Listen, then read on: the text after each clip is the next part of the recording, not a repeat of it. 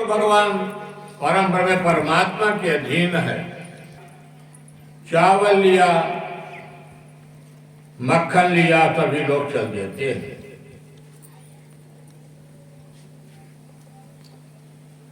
जंगल में जाकर के गौ पालन यानी भगवान गाय को छोड़ दिया करते थे।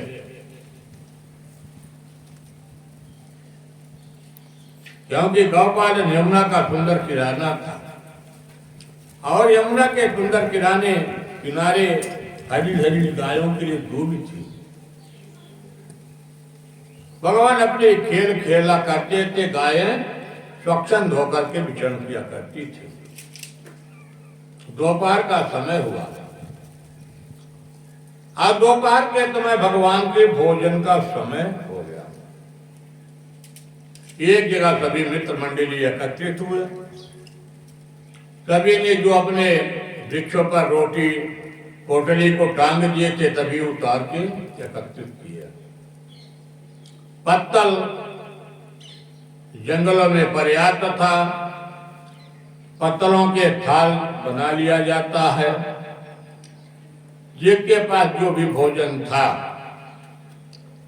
चावल, रोटी, सारे भोजन को एकत्रित कर लिया गया। और सारे भोजन को एकत्रित करने के बाद बीच में भगवान कन्हैया बैठ गए, दाऊ भैया बैठ गए, चारों तरफ से मित्र मंडली बैठ गई और तभी भोजन आपस में करने प्रारंभ किया। सूर्य जी कहते, परीक्षित, आज ब्रह्मा जी के मन में भगवान की परीक्षा करने की इच्छा जागृत हुई है। ब्रह्मा जी अपने मन में विचार किया कि कैसे भगवान नारायण हो सकते हैं, क्योंकि एक दूसरे के जूठा खाने वाला कोई नारायण होगा? नारायण को तो कभी जूठा भगवान खिलाते नहीं। कन्हैया कभी जूठा, ये डुप्लीकेट कन्हैया, ओरिजिनल कन्हैया नहीं है। भगवान भोजन कर रहे हैं, हाथ में नींबू का चाय लिए हुए हैं। तब तक ब्रह्मा आते हैं और ब्रह्मा जी आकर के भगवान के पहले गाय बछड़े को कैद कर लेते हैं, चोरी कर लिया। भगवान के मित्र मंडली जाकर के गाय बछड़ों को खोजा,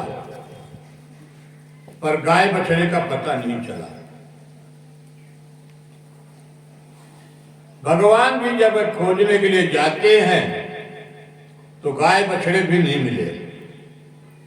भगवान ने जब लौट करके आते हैं तो भगवान अपने मित्र मंडली को भी खोजते हैं। तो ब्रह्मा जी ने गाय बछड़े को चोरी कर लिए, ब्रह्मा जी ने मित्र मंडली को भी चोरी कर लिए। भगवान के तब चले गए। अब जब ब्रह्मा जी ने भगवान के मित्र मंडली सहित चोरी कर लिए, बेव्रत वेणुं जठरपटय सिंहवेत्रेत कक्षे वामे पाणौ मृतिण कवलम् ततपलान्यंगुलीतो तिष्ठत मध्ये तु परिद्रोहित आतयं नर्वविश्वै स्वर्गे लोके मितति बुभुज्य यज्ञ मुख बालकेली। जो भगवान मध्य में बैठे हुए थे, सखाओं के बीच में बैठे हुए थे, मधुमंगल, सुदामा, ये जो भगवान की मंडली है, ये सबके सब गाया।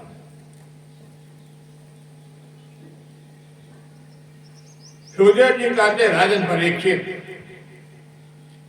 जब भगवान ने अपने योग माया के देखते हैं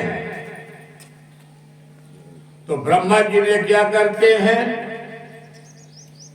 भगवान के मित्र मंडली को गायब कर देते हैं, चोरी कर लेते हैं। गाय बछड़े भी चोरी हो जाते हैं।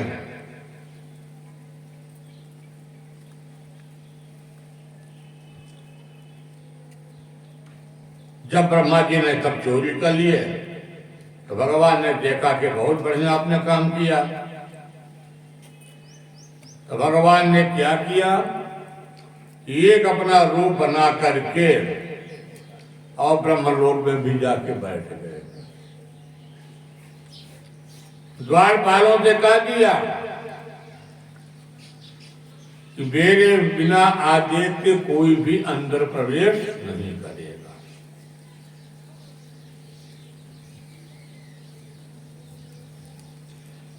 एक करो भगवान का ब्रह्मलोक में, दूसरा करो भगवान का जितने गाय, जितने बछड़े, जितने मित्र मंडली, भगवान सभी अपने माया से सभी को निर्मित कर दिया। ब्रह्मा जी से मांगने को कोई जरूरत नहीं है। भगवान ने सब बन गए, एको ब्रह्म नाथ, एक ही सारा ब्रह्म, सारे ब्रह्मांड में नायक भगवान नारायण।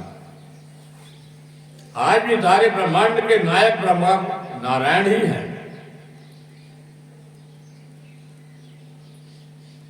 एक संसार को चलाने वाले भी हैं तो नारायण ही,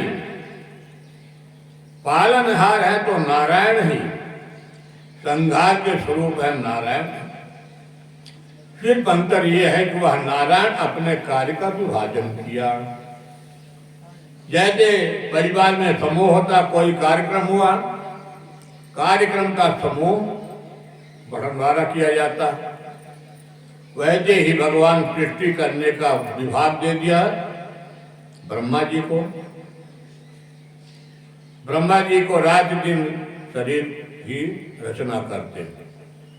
मानव शरीर बनी जितनी भी सृष्टि होती है सभी की सृष्टि ब्रह्मा जी करते हैं।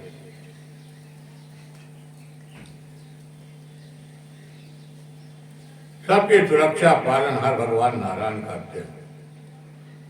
और जब अंतिम समय आता है, महामारी का प्रकोप पड़ा या ऐसा कोई प्रकोप पड़ा या प्राकृतिक आपदा, कभी कभी आप देखते हैं कि पहाड़ों में एकाएक बादल पड़ गए, क्या है, आकस्मिक दुर्घटनाएं हैं। क्योंकि जो व्यक्ति, क्यों ऐसा होता है, तीर्थ में जाना अच्छी बात है, पर तीर्थ में उसको पर्यटक बना के मत जाओ। तीर्थ को जाओ तो भक्ति भाव से जाओ। गंगा मैया में स्नान करना है तो भक्ति भाव से जाते हैं। अब ये कह दीजिए कि नहीं मुझे संगम में ही स्नान करना, संगम के अलावा स्नान नहीं करना,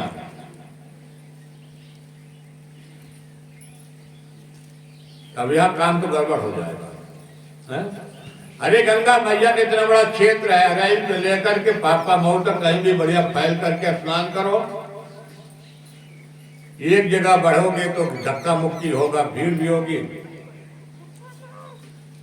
ऐसा नहीं। सुखदेव जी कहते हैं, राजन परीक्षित, जितने भी भगवान के ब्रह्मा ने चोरी किया, भगवान ने तब को जाकर के सुंदर अपने रूप लावण को भगवान ने बना दिया। और भगवान सबको बना करके और भगवान रूप लावण से युक्त हो जाते हैं।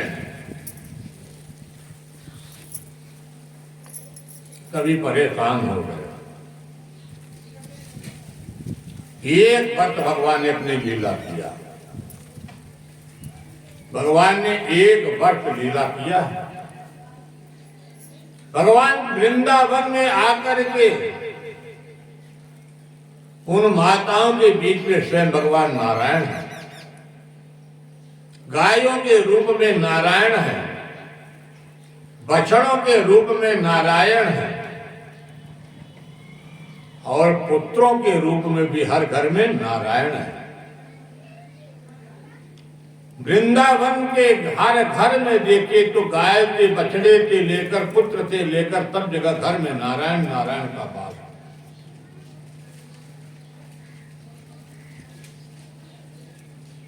एक वर्ष लीला चला, 2-4 दिन श्वेत रह गया, एक दिन दाऊ अपने मन में विचार किया, ये तो मैं कोई बड़ी विचित्र गति चल रही वृंदावन में, पर यह गति को कोई नहीं जान पाता है कि ये सब क्या हो रहा है। जब दाऊ जी ने देखा ये तो वृंदावन में कोई नहीं है, तो कन्हैया का ही समस्त लीलाएं चल रही है, ब्रह्मांड से लेकर के और मृत्यु लोक तक। यावत भक्त का पर्यावत करांग्यादिकम यावद्येत वितान वेणुं दलतिक यावद् भूतांबरम यावक्तीर गुणादि विदभयोत यावद विहारादिकम सर्वे वृत्तमयं गिरोंगपद जातर्वतरोपोच बभो। देखते भगवान दाऊ भैया, सारा संसार विष्णुमय, कहीं भी ओरिजिनल न गाय है, न बछड़े हैं, न बच्चे हैं। मैया गाय के दूध निकाल रही हैं,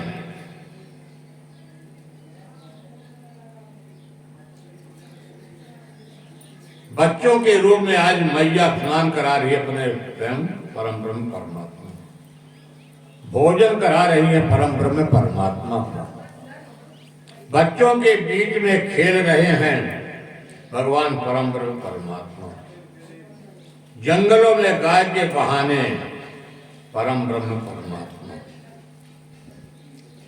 वृद्धों के बीच में बैठ करके देखें तो परम ब्रह्म परमात्मा। एक वर्ष ये लीला चला, और जब एक वर्ष यह बराबर भगवान ने अपनी लीला को करते चले जाते हैं। एक दिन ब्रह्मा जी के मन में विचार आया कि अभी एक वर्ष हो गया, इस गाय बछड़े की मुक्ति करने के लिए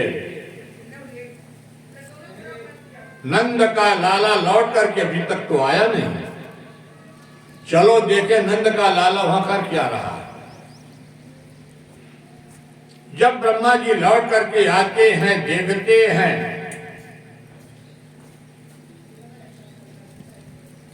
तो यहां पर भी देखते हैं सारा जगत विष्णुमय है। जब ब्रह्मा जी अपने लोक में जाते हैं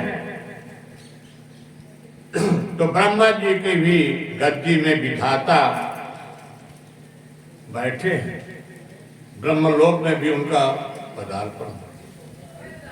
अंदर जाने लगते नौकरों ने, द्वारपालों ने लाठी टेक, जाओ बाबा अंदर कहां जा रहे हो, कहीं अपने मालिक को नहीं पहचाने, कहते मालिक तो अंदर बैठे हैं, गद्दी पर बैठे हैं।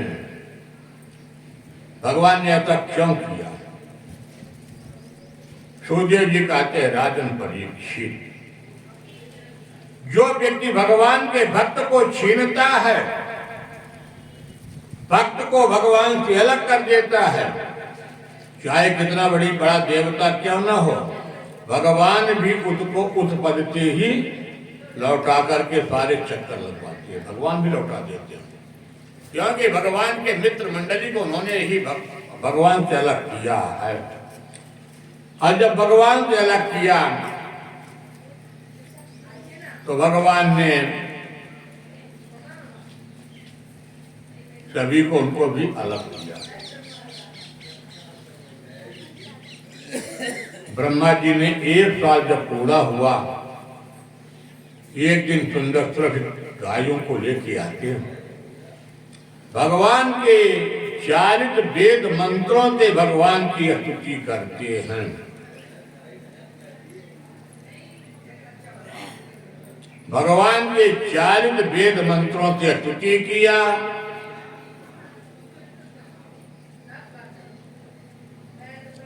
और ब्रह्मा जी ने भगवान की 4 परिक्रमा की जगह 3 परिक्रमा करके वहां से चले जाते हैं।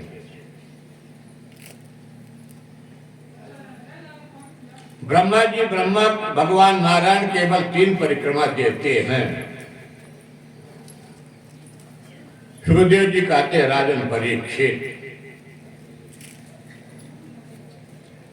ब्रह्मा जी के मन में अभिमान हुआ था। भगवान ने अगासुर का उद्धार किया,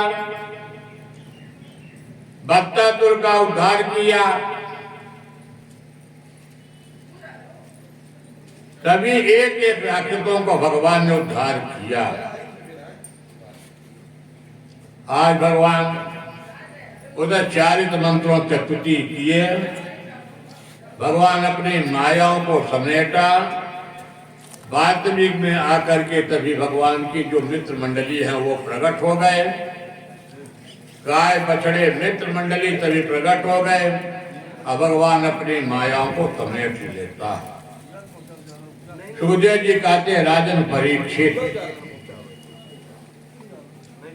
माता यशोदा के मन में भी वात्सल्य की भावना। माता यशोदा भगवान को दूध, मक्खन जो भोजन कराते, यहाँ भी यशोदा का वात्सल्य का भाव है। दरबार में बंसी बारे दुख दर्द मिटाए जाते, दुनिया के सताए लोग यहाँ ही सीने से लगाए जाते। आज तो ये परंपरा में परमात्मा माँ यशोदा के गोद में बैठे हुए हैं। जो सारा परंपरा में परमात्मा सारे जगत को नचाता है। भगवान नारायण आज ऐसे प्रभु को माँ यशोदा कभी कान पकड़ती है, कभी छड़ी दिखाती है, कभी घोड़ा बन करके बैठ जाती है। सुखदेव जी कहते परीक्षित की बड़ी विचित्र लीलाएं चलती हैं। गोविंद के चरणों में सुखदेव जी कहते परीक्षित बैठ करके कभी मजाक नहीं। समर्पण की भावना जब तक नहीं आएगी तब तक गोविंद की प्राप्ति नहीं होगी। जब तक मन में भाव नहीं आएगा, समर्पण का भाव नहीं आएगा, तब तक गोविंद का प्राप्ति नहीं होगी। जब तक मन में अभिमान रहेगा, गोविंद कभी पास नहीं आ सकते हैं। यहां तक भगवान ने शंकर के अभिमान को भी दूर किए हैं। भगवान ने ब्रह्मा के अभिमान को दूर किया। और जो भी अभिमान के भेंट में चढ़ता है उसको भगवान नारायण ने अपने सामने कभी भी नहीं आने देते। जो व्यक्ति भगवान के सामने अपने आप को बड़ा मानता है वह भगवान के मंदिर में भी नहीं प्रवेश करता। गोविंद के दरबार में जाना है तो गोविंद के दरबार में बड़े बनकर के मत जाओ। गोविंद के दरबार में जाना तो छोटे बन के जाओ।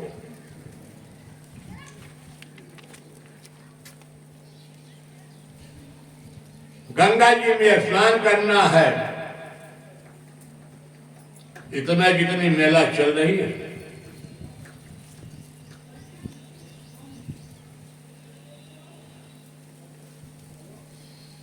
तो सिर्फ एक भक्ति का भाव है। कलयुग में भी लोग आते हैं, कलयुग में तो सबसे ज्यादा भक्ति है। सुखदेव जी कहते हैं प्रभु के दरबार में जाओ, सत्संग जहां पर कथा भागवत हो, जहां पर बड़े बड़े ऋषि मुनि हो, संत भगवान हो, वहां पर कभी भी अभिमान के भाव लेकर के मत जाओ। कभी निंदा नहीं करो कि अमुक व्यक्ति ऐसा है। सभी समान होते हैं, क्योंकि जो यहाँ आता है दुनिया उसके सामने फीकी हो जाती है। जो भगवान के शरणागति आते हैं लखी जिन लाल की मुस्कान, ताय बितरी वेद विधि जब योग संयम ध्यान। गोपियां कोई पढ़ी लिखी नहीं है, गोपियां कोई वेद नहीं जानती हैं, वेद की ऋचाएं नहीं जानती हैं। नैन व्रत आचार पूजा पाठ गीता ज्ञान, रतिक भगवत दिग दई अत खींच के मुख म्यान।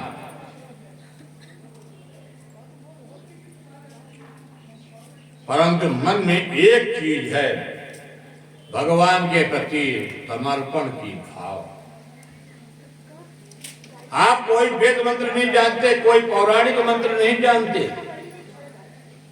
पर यदि आप ठाकुर जी को या भोलेनाथ को समर्पण भाव से उनको स्नान कराते हैं, जो भी रूखा सूखा तो भगवान को नैवेद्य समर्पण करते हैं, उसको भगवान ने सब कुछ ग्रहण कर लेते हैं। और तनिक भी मन में थोड़ा सा भी अहंकार आया, वहीं जाकर के गड़बड़ हो जाता है। रतखान जी भी बड़ा सुंदर वर्णन करते हैं। एक बार जिसके शरीर में भक्ति का रस का चस्का लग जाता है, रतखान जी को माधव का दर्शन जब हो गया था, तो रतखान जी कभी भी कोई भी कविता बनाते हैं तो सिर्फ अपने मदन मोहन मुरली के लिए कविता बनाते हैं। एक बार एक राजा के दरबार में सभी लोगों ने कहा कि रतखान जी बड़ा सुंदर कविता बनाते हैं। दिल्ली के दरबार में रतखान जी को बुलाया गया, बड़े मुश्किल से रतखान जी गए।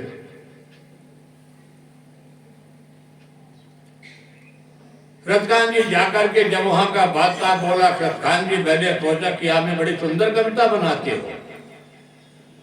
रतखान जी ने कहा कि नहीं भाई, मैं ऐसा कोई कविता नहीं बनाता। अब बादशाह का हुक्म, कहते कि नहीं भाई, आप ऐसा कोई कविता सुनाइए और मैं आपको राज परिवार से आपको सुंदर पारितोषिक से अलंकृत करूंगा। रतखान जी बोले कि भाई मुझे ऐसा कोई कविता नहीं आती है, पर यदि आप ऐसी बाध्य करते हैं तो मैं आपको एक कविता सुनाता हूं। मांगुत हो तो रतखान बताओ ब्रज गोकुल के गांव ग्वारम। रतखान जी किसको सुना रहे हैं? अपने ठाकुर जी की कविता बादशाह को सुना रहे हैं। अब बादशाह क्या बोला था कि मेरी कविता बना के सुनाओ, मैं जब प्रसन्न हो जाऊंगा। तो कहा कि मुझे कविता आती नहीं। तो दिल्ली के बादशाह के सामने उन्होंने सुना दिया, मानवत हो तो रतखान बतो ब्रज गोकुल के गांव ग्वारन। तो जो पत हो तो कहावत मेरो चरो नित्य नंद धेनु मझारन। यदि मानव शरीर देना है कन्हैया, तो गौशाला के में भी जहाँ गाय बनती है उनके जगह भी जाकर के स्थान दे देना। और यदि वो जगह आप दे देंगे तो सबसे बढ़िया होगा। तो रतखान जी की जब ऐसी कविता को सुने, वहां से इतनी बड़ी बादशाह का मन बदल गया। अवैधा बादशाह को चस्का लगा। बादशाह ने घोषणा करवा दिया कि मुझे ऐसी कविता रोज सुनना है। उपहार के लालच में एक कवि क्या किया, चोरी किया रतखान जी की कुछ पंक्तियां, और रतखान जी की पंक्तियां चोरी करके बादशाह के दरबार में सुनाया। बादशाह ने कहा कि भाई ये पंक्ति तो रफ्तान जी की हो ही नहीं सकती है, यदि ऐसी बात है तो चल करके मैं परीक्षण करवाता हूं।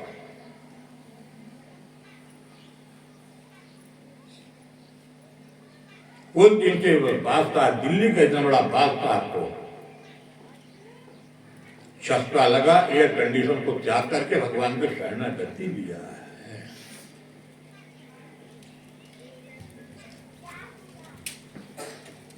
क्योंकि जीवन का असली सार है भगवत शरणागति। यदि जीवन के असली सार शरणागति नहीं मिली तो यह जो शरीर मिलता है ये किसी काम का नहीं। क्योंकि जीवन के परित्याग को देखिए, सबसे बड़ी उत्तम भक्ति होती, सर्वोत्तम भक्ति होती है तो भगवान के मिलन की भक्ति होती है। जैसे गोपियों के बीच में, भगवान मित्र मंडली के बीच में, हमारे आपके नेत्रों के सामने भगवान कठपुतली बने हैं, पर क्या वास्तव में कठपुतली है भगवान? अपने भगवान भक्तों के लिए कठपुतली भी बन जाते हैं। भगवान अपने ब्रजवासियों के लिए एक साधारण बालक भी बने हैं। सुखदेव जी कहते राजन परीक्ष, इस तरह से आज यशोदा मैया ने दोनों भैया को प्रणाम किया। आज उस अवस्था में यशोदा मैया के नेत्रों में जाके देखती हैं, दोनों भैया का स्वरूप एक जैसा दिखाई देता है। न तो यहाँ पर गौर वर्ण है न श्याम वर्ण है, दोनों भैया एक हैं। क्योंकि जब ज्ञान रूपी चकमा उतर जाता है, भक्ति रूपी चकमा हृदय में लग जाता है, उसी समय जाकर के जो काला पर्दा हृदय में लगा है, जब ब्लैक पर्दा हट जाता है, धवल क्रांति की पर्दा लग जाती तो एक दिखाई देता है, वात्सल्य का चकमा। इतने बड़े प्रभु नारायण, यशोदा मैया कभी कान पकड़ती तो कभी छड़ी दिखाती है, यशोदा मैया कभी रस्सी के बंधन बनाती है। भाव ही एक प्रधान है। अनन्य ममता वितनो ममता प्रेम संगता, भाव से एका तत्रात्मा बुधई प्रेम निगद्यते। यहाँ पर भाव, आज माँ यशोदा का वात्सल्य का भाव है, दोनों भैया को एक समान बराबर देखती हैं। विशुद्ध ममता का त्याग है यशोदा मैया में। सवेरे बिस्तर से उठना, दोनों भैया यशोदा मैया के चरणों को प्रणाम करना, ये अनन्य भक्ति का एक माध्यम होता है। सुखदेव जी कहते राजन परीक्षित, जब भगवान की गायों को लेकर के प्रभु जंगल में चले जाते हैं, वृंदावन के ब्रजांगनाएं भगवान के दर्शन करने के लिए धूल की प्रतीक्षा करती है। एक नहीं, लाखों के ऊपर जहां पर गायों की धूल उड़ती है, बछड़ों की धूल उड़ती है, और उसके बीच में भगवान कन्हैया हुआ करते हैं, दाऊ भैया हुआ करते हैं। वृंदावन के लोग निहार करके अपने जीवन को धन्य धन्य मानते हैं कि आज भगवान गोपियों के संग में आ रहे हैं। तम गौरजा चुरति कुंदल बद्ध वरेयम वन्यव्रतो नरुतरेकणाचार्यातं वेणुं कर्णतमनुगैरनुकीर्तिं गोप्योदिदेकेततोपगमनतमेता। सुखदेव जी कहते राजन परीक्षित, जब लाखों गायों की धूल उड़ती थी और लाखों गायों की धूल प्रभु के दिया करके मुखार बिंद में उस धूल के ही कण चिपक जाते थे पसीने के बिंदु से। आज ऐसा देखने में लगता था मानो भगवान के मुखमंडल पर सफेद रंग के मोती चिपकाए जा रहे हैं। वह धूल भी अपने आप को धन्य मानती है कि मैंने जाकर के प्रभु के मुखमंडल की आभा बनी हो, कितनी सुंदर झांकी होती है। तीसरी बात, भगवान की वेणु, भगवान की बंसी ओठों की अधरा मृत बनी हुई है। माला भी भगवान के जो वैजयंती की माला है, वह मधुर माला भी भगवान के सुंदर जल की ऐसी क्रांतियों को देकर के भगवान के आज मुखमंडल बनी।